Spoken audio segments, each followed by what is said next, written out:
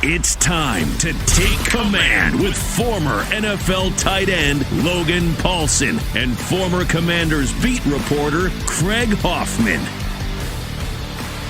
What's up? What's happening? Welcome in. Take Command Podcast. Logan Paulsen there. Craig Hoffman here. And it is a mock draft Thursday, our first post-free agency mock.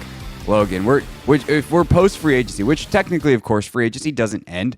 Anybody that's a free agent now can sign from now until forever. I guess till the end of the season. Then there's, I guess, a break. But if they're a free agent now, technically they could sign, because that's what happened to Zach Ertz last year, is he signed in the quote unquote dead period. So free agency, it's the song that never ends. It goes on and on, my friends. So we will obviously continue to cover anybody that they sign. Also of note, yesterday, Logan, before we dive into the mock, they restructured Deebo Samuel's contract. As far as we can tell, based off Adam Schefter's very limited reporting, they just guaranteed the salary here. There's no actual change in terms of team building. There's no cap number change, which I guess if you were a player and you had non-guaranteed salary and they guaranteed your salary, you'd be like, sweet, thank you. Added some incentives, sweet, thank you. But this seems like a gesture of goodwill between the team and Deebo. I mean, that's kind of the way I read it. And obviously, like, I want to talk to some more people who are more into the contract space. But that, again, like, looking at it, I remember I texted you yesterday. I was like, what is this other than just being nice, you know? And I think it's good because you obviously value the player. And when a player feels valued, they're going to compete and do some different stuff for you. So I think that's important. But yeah, as far as I'm reading it at this moment, which is, what is this, March 20th, you know, like that's kind of, I'm reading it the same way you are. Yeah, he had a $16.6 million base salary, 17.4 cap number. That was like non-guaranteed. None of it was guaranteed because it's workout bonuses and then per game roster bonuses and the whole deal. And that means his cap number was already 17.4. So if they just guaranteed that, then it's still 17.4. What they could do is turn some of that into bonus money and prorate it over some of the void years that are on this contract that don't mean anything to them, but meant stuff to San Francisco. But it doesn't appear that would be the case. And I also don't know why they would do that, because why would you push cap money into further years, considering you're trying to keep flexibility and there doesn't seem to be any big ticket items on the docket. With that said, that's the news. Cover that in about 2 minutes. And with that, let's dive into the mock draft. Big picture first, Logan. Post free agency. We've touched on this, but just to kind of solidify our mindsets going into this war room here. I feel, and I know you feel because we've talked about this, that they've just done a really good job of putting a floor under this team. There's no position that you go into this draft going, oh my God, we need that. But there are also certainly positions you're like, man, I hope the board falls this way. So what are those positions? How are we approaching this as a GM and assistant GM in fake NFL draft land? Fake NFL draft, yeah. So obviously, like, you know, I haven't done my big board yet. I haven't done my tiers yet. So this is a little bit like from the cuff. But, you know, what I think if you're looking offensively, you're looking for kind of a playmaking, explosive weapon, you know, and I think that can come in many forms, and it can come in the form of a receiver, come in the form of a running back, come in the form of a, you know, an explosive playmaking tight end, which there are a few of in this draft class. I think that coupled with, you know, kind of the same thing on the defensive side of the football, you're just looking to get a little bit more explosive, a little bit more dynamic. I think about edge rushers specifically, and then maybe a defensive back of some kind. And obviously I think you prefer corner, but, you know, like if, Malachi Starks from Georgia is there at 29. Like, he's, to me, one of the better just pure football players in the draft.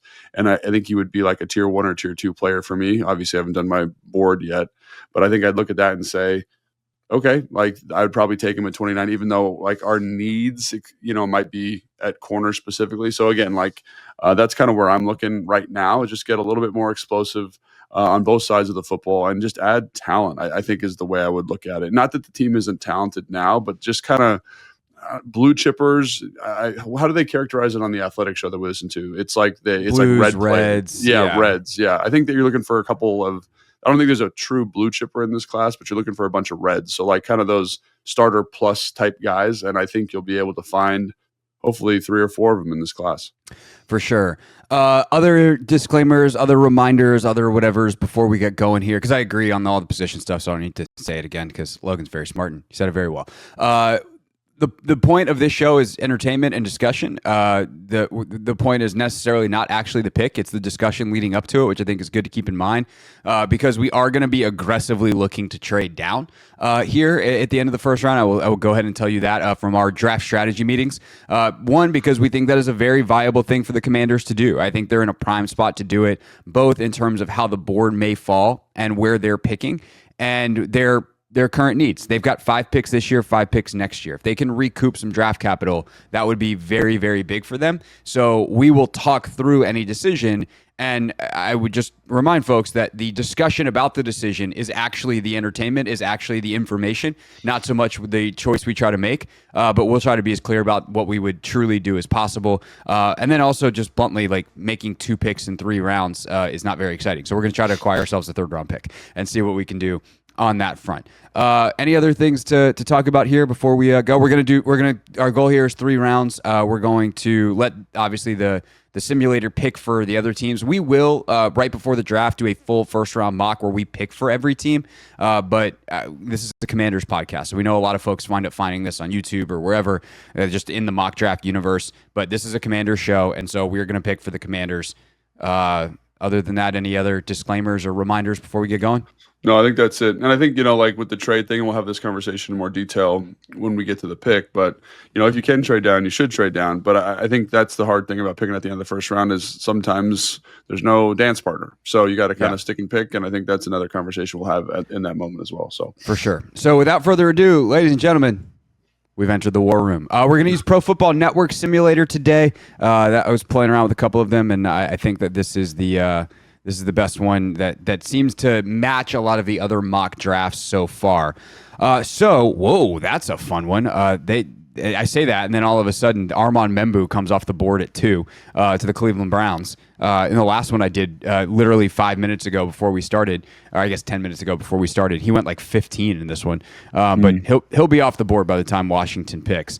Siobhan Revell, Jade Barron coming off the board earlier than I think a lot of people expect him to. There goes Ezaraku to the Vikings at 26. Oh, okay. We're in business. Okay. So we have... Let me just real quickly, is Cam Ward goes 1, Membu 2, Abdul Carter 3, Travis Hunter 4 to New England, Will Campbell 5, Genty goes 6 to the Raiders, Mason Graham falls to the Jets at 7, Will Johnson, the corner from Michigan, 8 to Carolina, Shador Sanders to the Saints at 9, Kelvin Banks at 10 to Chicago, Michael Williams, the edge out of Georgia to San Francisco, James Pierce Jr., who is still being mocked sometimes to the Commanders at 29. He goes to Dallas at 12. Tyler Booker to the Dolphins at 13. Tyler Warren, 14. Shamar Stewart, 15. Tet McMillan, the wide receiver out of Arizona, gets to the Broncos in a trade at 16. Amanda Worry, the safety from South Carolina, to the Bengals at 17. Malachi Starks, 18. Siobhan Revell goes 19, which feels high for him, but maybe not. Derek Harmon, 20.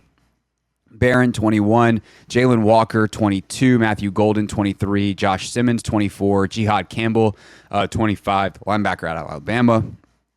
Ezaraku to the Vikings at 26. Donovan Jackson out of Ohio State to the Ravens at 27. And then Nick Skirton, the edge out of Texas A&M to the Lions at 28, which I just read. That way everybody's on the same page. All right. So on the board currently, Logan, we have just an absolute plethora of talent. Colston Loveland, the tight end out of Michigan. Emeka Egbuka, the wide receiver out of Ohio State. Luther Burden out of Mizzou, the receiver. Walter Nolan, the defensive tackle out of Ole Miss, is intriguing. Omarion Hampton's on the board. Mike Green out of Marshall's on the board. Like, there's a ton of dudes here. So let's talk through some of these options, and then we have some. The phone is ringing off the hook, so we'll get to that.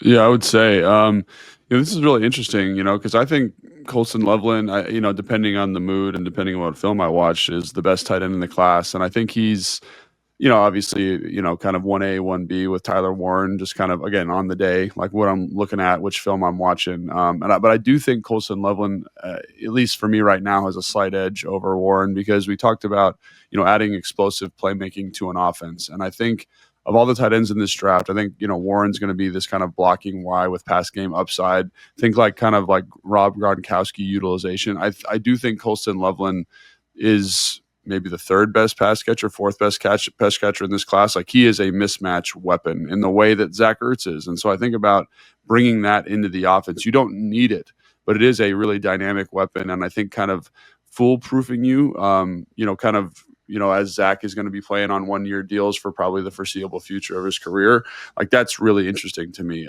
Luther Burton, if you want some kind of vertical juice on the outside, I don't love him. I like Emeka Mbuka more from Ohio State.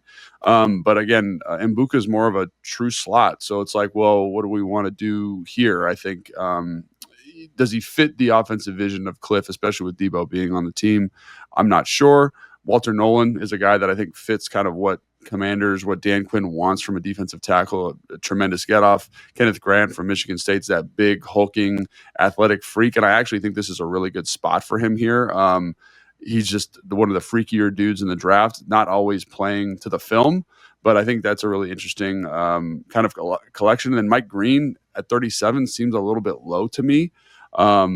He's incredibly talented. He's got the pass rush juice. He's got a bunch of different moves. And I do think if you're the Washington Commanders and you're here at 29, as enticing as a trade down would be, depending on the grade you have for him, I think Mike Green would probably be the pick, in my opinion. But that being said, like, he does have some, again, I don't know this for sure, but there is rumors about his off-field stuff, why he left, I think it was Virginia. Yep. So there's stuff going on there. So obviously you have to be comfortable with whatever that stuff is. And I'm not here to comment on someone's character, but just to give context that there are things about him that teams need to kind of take a deeper dive on. But when you watch the film of him, I think knowing Dan Quinn, knowing the type of pass rushers that he likes, knowing how he's spoken about pass rushers, I think this would probably be the pick at 29, depending on what the trade is, obviously. Yeah, I was talking to Eric Edholm of NFL.com on the radio show Wednesday, and he talked about Green a little bit in that light, right? Like, he's a guy that there's real questions about the character and probably is going to be off some teams' boards because of whatever happened that caused him to leave Virginia and ultimately wind up at Marshall. And I'm trying to remember because he also talked about, we were talking about Pierce, I think it was as well, where some of these guys, that they're explosive, they're dynamic as edge rushers, but they don't exactly play hard every snap. I can't remember if he's one of those guys that, like, the motor's a little bit of a question. So Mike Green is, there's no question about it. I think that's the other reason you like him so much, is there's no question about the motor. Like, you watch, I mean, quite literally any game, and he plays the way you're supposed to play. He'll get the commander tag as long as the off-field stuff checks off. Yeah, and I think that's the big question for me, because, like, that's getting, I feel like that the rumors there are getting more consistent. So again, I don't know, but like you said, like, he's probably off some team's board. He might be off the Commander's board. So if that does happen, like, is he a talented player? Yeah, he's a very talented player, and his film's excellent. But you remember, you're drafting the person, like we talked about when we were doing best player available.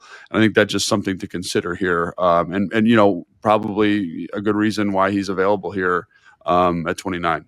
So let me just real quick on the off the field stuff, double click on that real quick, not specific to Green, but generally speaking, because I think there's certainly a group of fans who don't care and they just want to watch football on Sundays. They don't really care about the backstories. Yeah. They want good football players. And I understand that. I think there is obviously a moral argument about, what kind of young men do you want to bring into your community? That is part of it. There is also the, I think slightly more complicated, more nuanced moral argument of who do you want your fans to root for, right? If someone's done something awful, and again, I'm speaking in generalities, not about Mike Green here, but if someone's done something bad, do you want to have your fans have to cheer for that person? Like, that is something that can wear down a fan base. But something that is more direct to the football is something the Kansas City Chiefs are going through right now, right? Yeah. They've taken some guys with some red flags, and those guys haven't always been available because they've been suspended or arrested, or like even if they are available, it's taken a real toll on having to deal with that situation, because the question is really, is there a risk that it happens again? And so that is something that I think when we talk about the off-field stuff, obviously, like, one of the recent examples where things have gone okay is the Jalen Carter situation. And then everyone whines about, oh my God, of course he fell to the Eagles. And, like, I look at the Eagles picking, 4 picks later, 3 picks later, and if Mike Green falls to the Eagles and they take him, like, the same thing's going to happen again. And for the Eagles, they've apparently created a good enough ecosystem that some of the guys that they've taken with some stuff have stayed on the straight and narrow since they got in the league. And that's awesome. Like, we should root for these young men to be on the straight and narrow and be good citizens and be good people, right? That's a good thing in the world, a good thing in life, a good thing in football. And I just think it's worth mentioning that when a guy has off-field stuff, there is a football risk in that, because if it happens again and that guy is unavailable, then you have a real problem on your hands, like the Raiders had with Ruggs, like the Chiefs have had with Rice and some others. Obviously there was the thing a couple weeks ago with Worthy. We'll see. And I don't know if there was stuff on him coming out, but obviously he was just involved in something. And that is an on-field football thing that people should care about. No, I think it's exactly right. And I think that's, it may seem a little bit crass to say, it's going to affect your football team, but that's ultimately what we're talking about, right? I don't want to hire someone who's not going to be available, right? This is a valuable draft asset. Even if I wanted to trade this pick, right? Even if I wanted to trade this pick for a player, this has value in the NFL landscape. And I want to make sure that I'm getting someone that's going to be on the field. And again, can we just look through, defensive linemen just in general, just to see who else edges is available? Or DTs? Let's go edges real quick, please. Sure. Yeah, so for me, Mike Green, obviously very, very talented. He's higher on my board than Landon Jackson. But in this example, I'm glad Landon Jackson's on the board. He's a physical freak. He plays hard. He's going to be kind of like your Ryan Kerrigan in the community. You know what I'm saying? At least that's kind of the general perception of him. He's a good guy. And so to me, even though Mike Green's more talented, the film's better. This is a great example where I'm going to bring someone into the community. I'm going to bring someone who's going to play. I'm going to bring someone that I can be excited about long term as a good person. And he might not have the ceiling, but the floor and the risk is not there. And so with a first round pick, again, I tell this to people all the time, you're mitigating risk. And we talked about this on our very first show. At 29, you're not mitigating risk in the same way because it's essentially a second round pick. And I know people say, you get the 5th-year option. That's 100% true, but there's a larger swath of people that apply here at 29. So that's just something to consider here when looking at some of this stuff. All right, so let's do this. Let's take a quick break, come back, and then we will make either the trade or the pick to get us started here on our mock draft.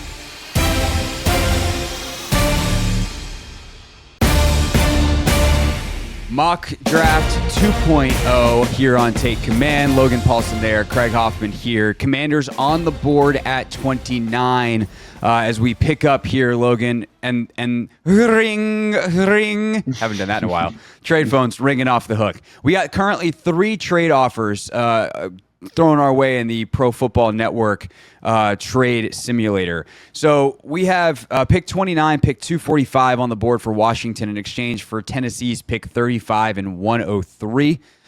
Cleveland is offering a 2-for-1 swap. Pick 33, first pick of the second round, and pick 179 for pick 29. And then, this one's juicy. Pick 29, pick 128 from Washington. So that's the 4th rounder and this pick. For pick 55-86, a 2nd and a 3rd next year from the LA Chargers.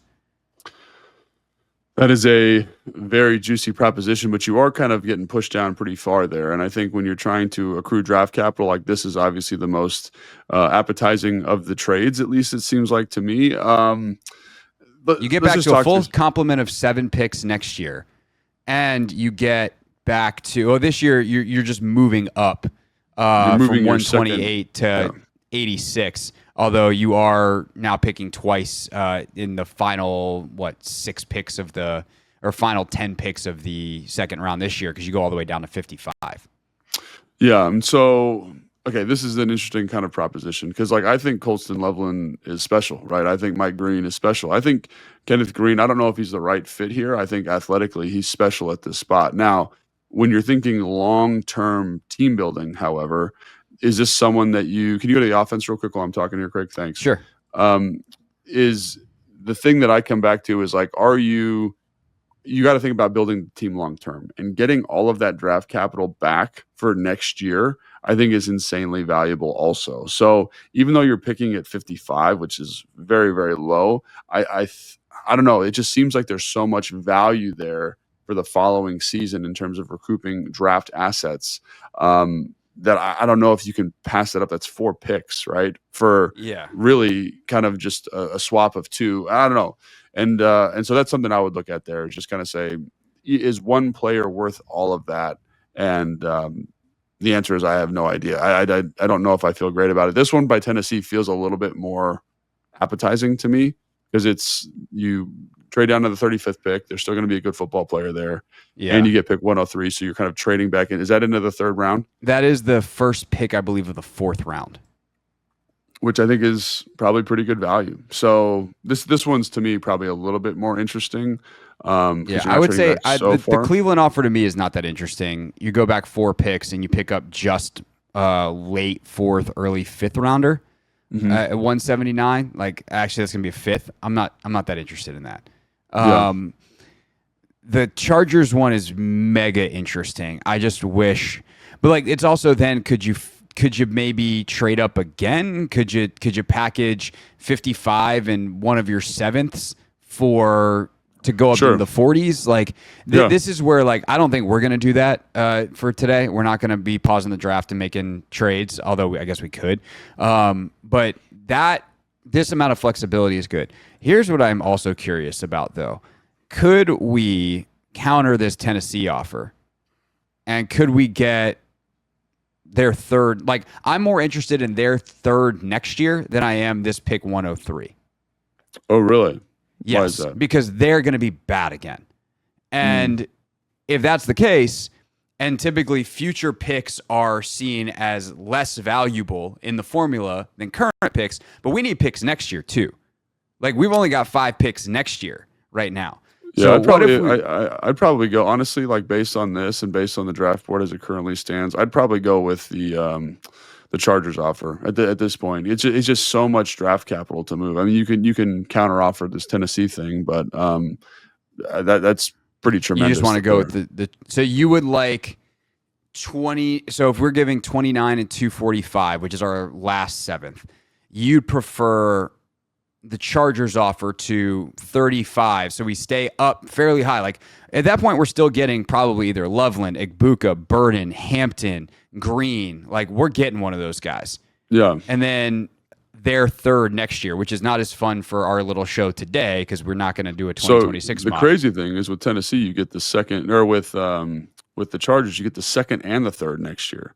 Right, so talk about trade assets that are very high in the kind of the pantheon of draft value. But are the Chargers going to be too good that those are, like, what's more valuable? So I think what Adam Peters has shown, honestly, is that, like, just having the pieces is important because it lets you make moves, right? And I think like that's, again, obviously, I think what the draft simulator here is kind of alluding to is that Jim Harbaugh would want Colston Loveland, right, and would give a lot to get him in the system, get him in the program there in LA. So again, a second, wherever it is, a third, wherever it is valuable in the way that Adam Peters has been using draft capital. And again, that's valuable if you pick it there, and it's value if you trade for somebody, right? So I would say that's probably the move here. And I know 55 is a long way to move and not super exciting because you're kind of kicking down players. But I also look at that other, I forget what the other pick was. You move up to 105. I think that's, with a 7th round pick, 86. Yeah. And again, like, when I look at this draft, I say probably between, what is it, 35 and the start of the 4th round, the middle of the 4th round. That's where you're going to get a lot of really good football players, and you're giving yourself another bite at the apple here for a 128, like your 6th round pick. Was that right, or your 5th round pick? I think that's 4. So. Oh, I see. Yeah, so I think I actually don't hate this. I'd probably go ahead and hit that if I don't know.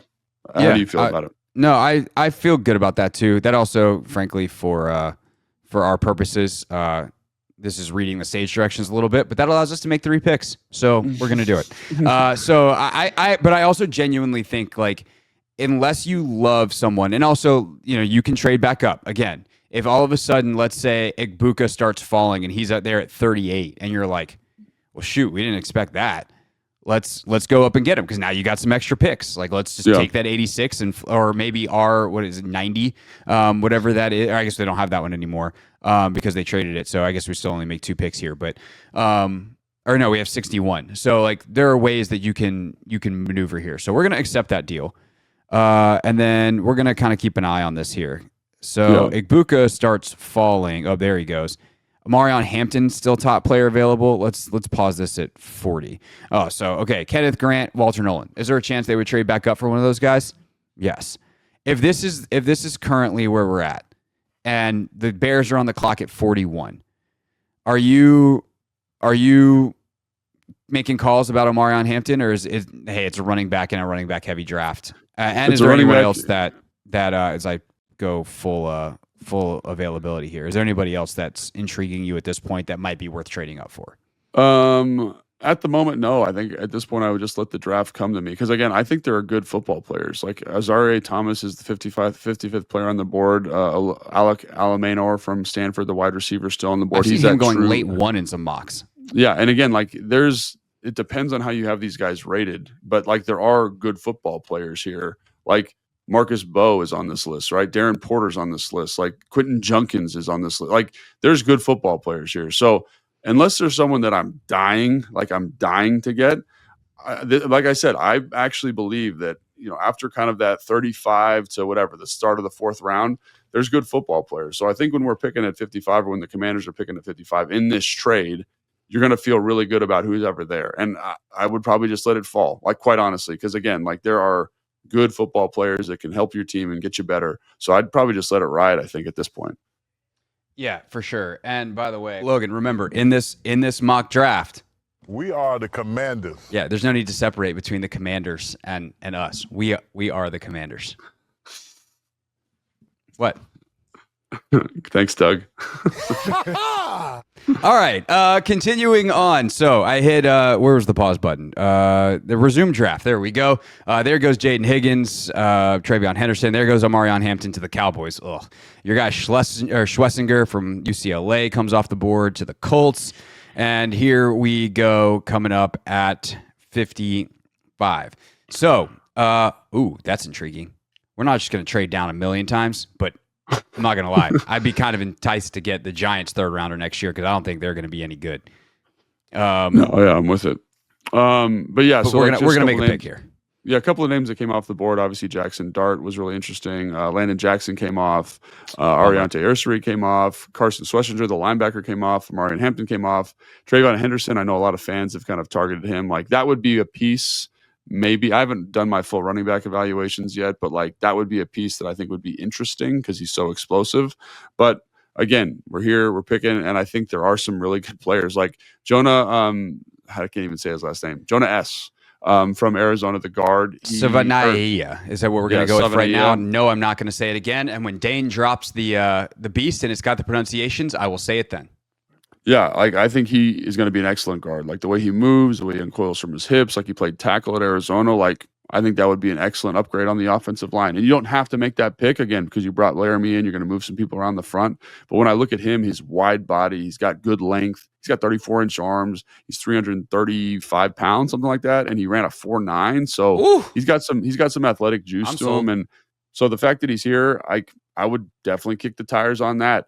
Azareye'h Thomas, talk about a big physical man corner from Florida State who was very competitive at the Senior Bowl, looked a little bit stiff in drill work at the combine, but man, is he a dog competitor. I think he had 65 or 68 tackles last year, and he tackles like a safety. Like he's a competitive son of a gun, right? Trey Amos, I don't like on film, I don't get the competitive vibe from him, but he moves well, tracks the football well, has some zone man flexibility. Then you look at Alec Alamanor from Stanford. Like if you wanted a perimeter wide receiver, an X that had some upside opposite Terry, like that's an excellent pick. Maxwell Harrison, the guy that ran the 4.28 at the combine, he is a fun football player to watch. He's a little undersized, but man, can he play some ball now? You know what I mean? Like, and for a defense that needs some speed, there's the fastest guy in the draft. Yeah, and I think he's got to develop as a man cover player, but when he's in zone, he's very competent. He understands how to bait and kind of encourage certain throws from the quarterback. He's a willing tackler, had a shoulder injury last year. So again, that slight frame, I don't know how much you want to bet on that. But like I said, like to me, there's Isaiah Bond here, the speedster from Texas. Like he's going to roll, man. On film, he absolutely flies off the tape. Quentin Junkins, man. Like I actually think his film at points is better than Henderson's. And for whatever reason, they're not getting the same love. Like they basically tested exactly the same. So Darren Porter, like Darius Alexander, like I have almost a borderline first round grade on Darius Alexander, right? So Wow. Jalen Noel is an absolute dog competitor receiver for my point is, like, we're okay. My point is we're taking the Giants trade. We're going back to 65. Yeah. Give us more. No, but if I had to pick here, gosh, man, getting that guard here feels really good to me. Feels really good, but I also love the corner. And so if you, and it's I don't worth, know, I'm going to turn to you. Yeah. And say, so like, what do you think? this is where it gets fun, right? Because you've traded back, you've got 55 and 61. And so in some level, you're saying, all right, we got two guys we like. Which one do we think is most available at 61? Well, the other thing that I would say, based off of what you just talked about, is if we're choosing between a guard and a corner, the guard's the guard. He's the only one that's here right now that, unless you like Embo from Purdue as well. I do like him, but I do. But if you think he's on a different tier, I think stylistically they're different players. Like, Sanavaia is like a big kind of mauling presence to him, and Embo has some of maybe the best feet for any offensive lineman in the entire draft. So like it's just different, you know. And I think he probably, I don't know. Some people have him playing center. To me, I worry about his size. Like there's a little bit of a concern there because he's like 299 pounds. He's a little bit like thinner for an offensive lineman, but man, his footwork is tremendous. So I don't know, maybe, and just, can we go to edge real quick? Because there's Princey Umanmielen is right here too. He's got some pass rush juice also, but if there's anybody else that maybe... What I was going to say is, if we just say that like it's Jonah or bust at the guard position, and there's three corners we like, I'm taking the guard, and then we'll take whichever corner is top of our list at 61 in 5 picks from now. At edge, this is what you got. Yeah, and I honestly think like if he's on the board here at 55, I'd probably take the guard. I know that's not the sexiest pick, but I think about the athletic floor that you get to there. You got, Brandon Coleman moving to one of those spots, and all of a sudden you got this young kind of developmental guy who played well at Arizona. You know what I mean? He played well at Arizona, and it is a position switch, but man, I look at that and he kind of fits the mold. He's got great length for his size. And look at Brandon Coleman, what they did last year. And so I don't know, because of the trade, if you want to waste that resource or expend that resource on a guard, but it seems like it would be a really just put that offensive line in a tremendous position to be dominant for the next, 4 or 5 years, especially while Jaden's on his rookie deal. Yeah, I just feel like I do struggle with that a little bit in terms of spending on a guard with where they're at right now. I don't think a guard, is a guard something I would like to pick up in this draft for sure. And it sounds like Coleman's going to play right tackle. So it is still a bit of a mystery of exactly what they're going to do at guard. They've obviously brought in a couple of options here. But if you think, if you believe in him, if Bobby Johnson's on the standing on the table and is like, give me this guy, he's perfect for us, and Kliff is like, he's perfect for us, I have no problem with it, especially considering I feel good about getting one of Thomas, Manor, Hairston at Bond at, or one of the running backs, even Judkins at 61 in a couple of picks. If he's the outlier, let's take the outlier, and then we'll address the other stuff. However, I will say I probably at that point I'm like, okay, I hope it's not Manor, because we need some defensive players. Yeah, no, I think there will be a defensive player. I think because Azaria Thomas and Maxwell Harrison and Princely Umanmielen are all on the board here, and then even TJ Sanders, Darius Alexander would be great. Again, I don't know how much defensive tackle help you need, but I feel good about the board at the moment. I think I'd probably, again, this is just my opinion, but Jonah to me feels like the guy that has the best athletic upside value here and is going to be a safe pick. And that's kind of the way I look at it. All right, hit and draft. There we go. We got our guy. We got our tackle, our guard. And there goes Thomas. There goes Hairston. Oh, that hurts. Dagger. That hurts. Okay, we got a couple of trade offers at 61. We can go back to 122 and pick up Denver second next year. I'm not that interested in that. Giants still want to play ball. This I would do probably. 61, dropping down to 65 for 105. And we give up pick 205, so it's a 2 for 2. But I would probably do that. Yeah, I think you're okay. Okay, let's answer the trade phone on the Giants. They really want to get up and get somebody. Oh, they want Jalen Milroe. That's why. All right. And then so now we're on the board again at 65. again, we could do the trade of Palooza all day. Go down 2 spots, pick up Seattle's 4th next year. Go down 4 spots, pick up New England's 4th. But we're not going to play those games. We're just going to take a player here. I think now you're looking at, okay, who's available on defense, which is hard because A.O. Manor is probably the best player on the board. He's a guy that, again, is getting mocked in the 4th or in the 1st, and now we're getting him at the top of the 3rd potentially. Isaiah Bond, Judkins, but you've also got guys like Darian Porter, who I know you're really high on and think he's got that Commander's tag. Got Alexander. Scroll down here a little bit. There's a guy on here that I wanted to talk about real quick. So Collins from Texas, I think he's up a little. Sorry, we're doing the dance here. There you go, Alfred Collins. Tell us about old Alfred. I mean, he is one of the freakier human beings I've seen in the draft this year. He's 6'5", almost 6'6". I think he weighed in at 332 pounds. He's got 30, I think, I don't remember, 35 and a half inch arms. He had like one of the bigger wingspan. He's a huge man, and he is incredibly disruptive on the defensive line. He does gas out a little bit, and his conditioning needs some work. But he's a disruptive special football player. I think that's the other thing, too, in this draft class that is kind of coming to light for me in this draft here is that, like, there's a ton of defensive tackle. And while defensive end is kind of purported to be deep, I do think there is a kind of a drop-off in tier. Obviously, what's his name's on here? I just saw his name. Kyle Kennard, who had one of the faster kind of more explosive measurements at the combine. I know they talked with him at some point because Dan mentioned in an interview that he did. So has some pass rush upside, but to me doesn't feel quite as disruptive as like an Alfred Collins or, obviously the slot receiver Xavier Restrepo. Can you scroll back up real quick? Craig, sure. Sorry.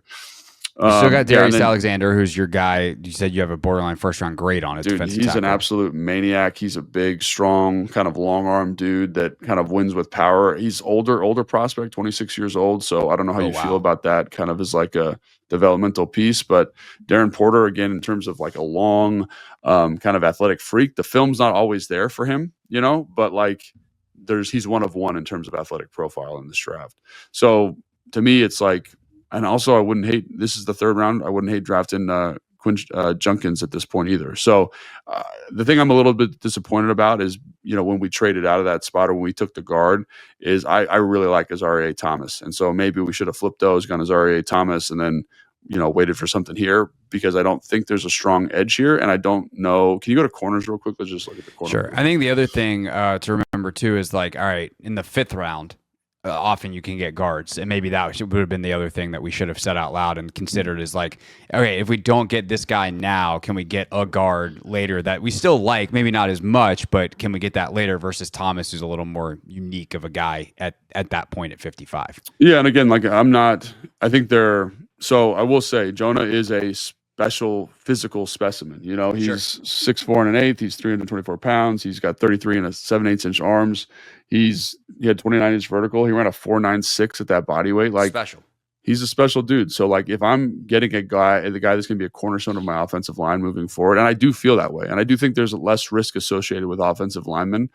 Corner is hard, man. Corner is a hard position to evaluate. It's a hard position to project. I feel like you just get a really solid pick there at 29 or whatever that was. That wasn't 29. That was 55 or whatever it is. I'm okay with it. But now we're kind of in this difficult landscape where if you're okay, if you believe this is looking at Darren Porter, obviously I think a lot of fans are like, you just take Darren Porter here. Like, I don't know if he's ready to start. I think that's the thing I'm coming back to. He's played cornerback for 1 year. It took him a long time to kind of find a home at that spot. So that's the problem I'm having right now with him. Because I think there's other guys on this list, like Kobe Bryant from Kansas, for example, who's 118 on this board, is, I think, a better cornerback right now. I think he's very good. And I think this board seems a little bit off to me because I feel like in the 3rd round, maybe not the first pick of the 3rd round, but the 3rd or 4th round would probably be better value for him.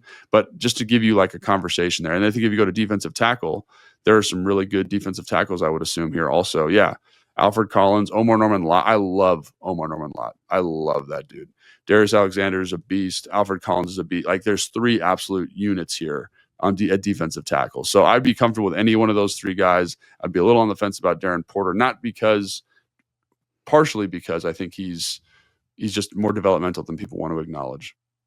And then the receiver, right? Isn't there a receiver? A.O. Manor still available. I'd probably just go there, honestly, based on kind of my gut, you know. All right, and I know that's not the sexiest thing. We're taking 2 offensive players, and we need defensive talent, but I think he's the most talented guy on the board right now, and I think he fills a need. He gives you some offensive juice. He gives you some size. And I think about the 3-headed monster now you've kind of built for Jaden Daniels. And this is something I'd say if I'm kind of pitching this to the fan base, I'd say the offense is going to win you games, and the defense just has to keep you in them. And right now, with a guard that's going to keep Jaden Daniels upright, that's going to allow us to physically run the football, and a receiver that has true X traits that, again, I like Noah Brown. I think he's a good football player. This guy, to me, has maybe more physical upside, and he's younger. I don't think this is a bad move here. So we're going to just be dominant on offense, and we're going to make sure Jaden Daniels has as many toys and weapons to make sure that his year 2 is going to be successful, playing some more difficult opponents this year. So we're going to put our heads together, take our final break, come back, make the pick, and then we'll get that last pick in as well that we acquired via trade here on Take Command.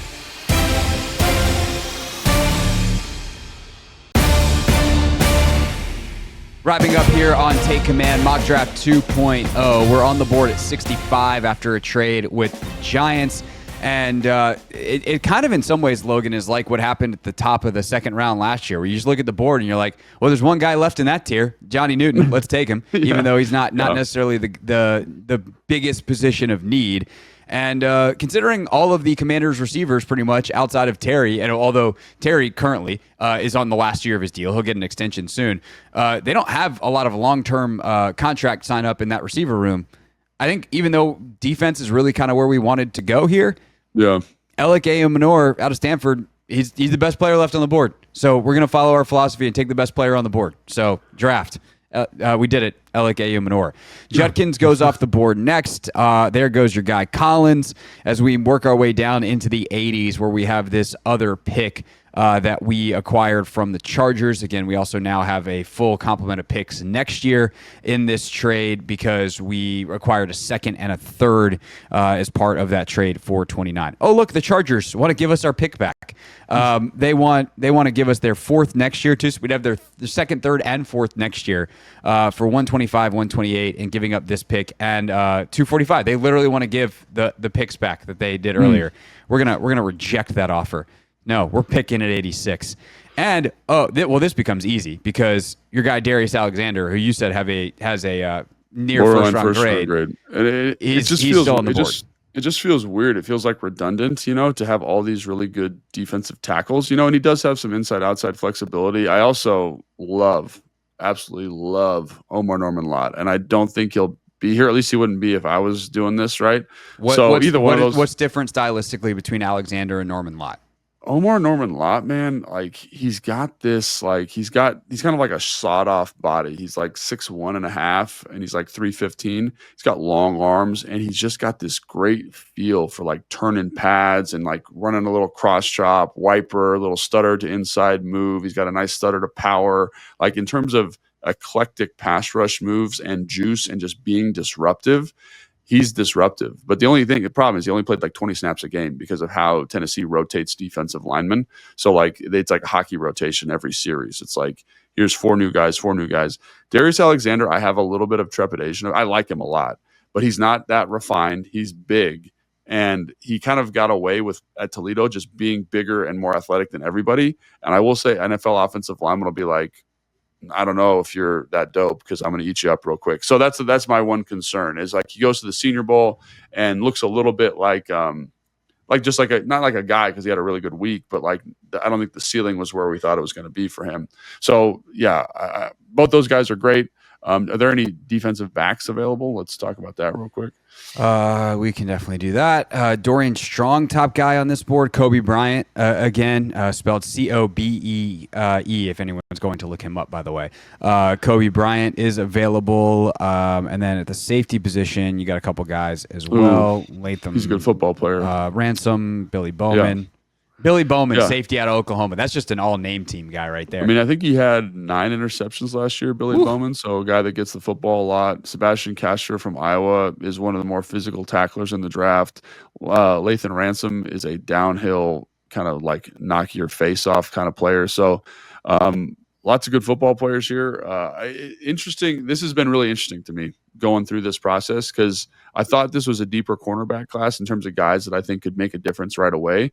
But it is. It doesn't feel that way. It doesn't feel quite as deep at corner. And like I look at the defensive linemen here. Like go back to the defensive line thing you just said up there, Craig. Like there are some excellent, like Darius Alexander, Omar Norman-Lott, Shamar Stewart, Joshua Shamar Farmer. Turner, Stewart's obviously long gone. Yeah, Joshua Farmer, CJ West, like all those guys will be at least a rotational guy with maybe some upside. Jordan Phillips from Maryland is an excellent run-stopping player.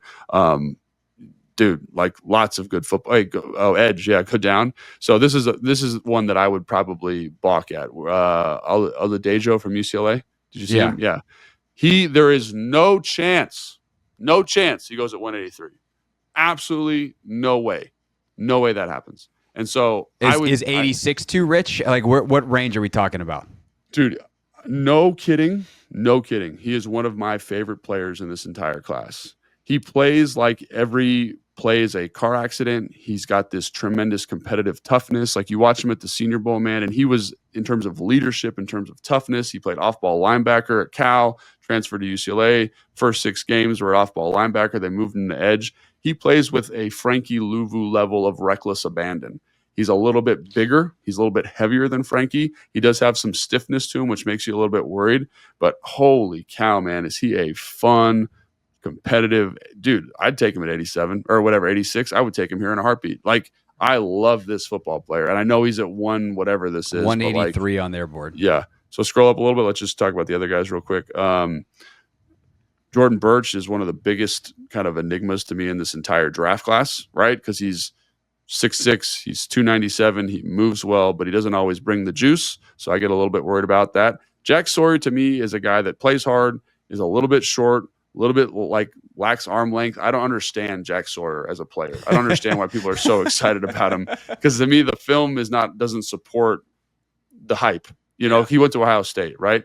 David Walker is interesting from Central Arkansas. I mean, he's one of the better like power bull rushers in this class. He's 6 foot on the dot, and he's 200, almost 270 pounds. So he is bringing atomic bull rushers. And like, there's a guy named Anthony Belton who played at NC State this last year, who weighed in at the Senior Bowl at 345, and this dude just walked him back into the quarterback. And so he plays hard, good physicality. So I think just in terms of, I don't know, man, I'm probably thinking about the kid from UCLA here. I don't want to like break the mock here because it's so far off. But if you want to watch some film of a guy that just loves football, everyone go home, everyone go and listen and watch that guy play some football.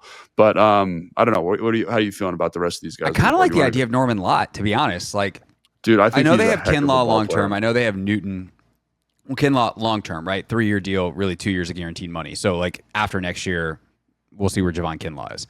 Now he hasn't played a practice yet, and I'm already kicking him off the team. But like, just to make the point that like, there is no such thing as positional glut outside of drafting someone to be your future quarterback after Jaden Daniels would be stupid. Outside of quarterback, there's basically no such thing as positional glut because you are almost always 1 year away from having a need if you don't immediately have one. And if Norman Lott is your Daron Payne replacement at 86, knowing that it is very likely this is his last year in burgundy and gold based off the contract, I'm fine with that. Yeah. Do you think he pairs well with Johnny Newton in the long term? Dude, I think he was one of the more disruptive players I watched this year. Like he just, like you watch the NC State game, Tennessee versus NC State, and I was just like, every play like I have like a disruption metric for defensive tackles and defensive ends, and I was like, every play he's defeating the single, he's splitting double teams. I was incredibly impressed with him. Does he help their run defense too? Like that's the thing is like, is he disruptive? Good, yes, but also sometimes disruptive bad, where he's out of gap, not disciplined, whatever. I mean, I really don't care. I like him that much here at that value. Like, so I would honestly like, and for everyone, go check out the UCLA kid. I think he'd be great value here at 87, but like, this is also a great pick, I think too. So. Okay. So if it's up to Logan, we're taking the edge, but we don't want to break the mock. But maybe we'll do that next time. Maybe we'll know that we can do that next time. Omar Norman Lott, welcome to the Washington Commanders. Your guy Kobe Bryant goes next. Alexander comes off the board. Scatabo.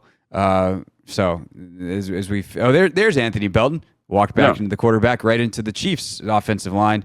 And there we go. We've wrapped up this draft. Pierce, no way. Okay, go ahead. All right. So ultimately we wind up with picking at 55, 65, 86, and we get the Chargers' second and third round picks next year. Jonah Savaiinaea, Alec Ayomanor, and Omar Norman Lott. Not everybody's usual mock draft, but I'm fine with it. Dude, I think those are really good football players, honestly. Like those, if you came away, and it doesn't have to be these guys exactly, but I think that's one of the things we talked about at the start of the show is like you've put yourself through free agency in a position where you don't need to draft anything specifically.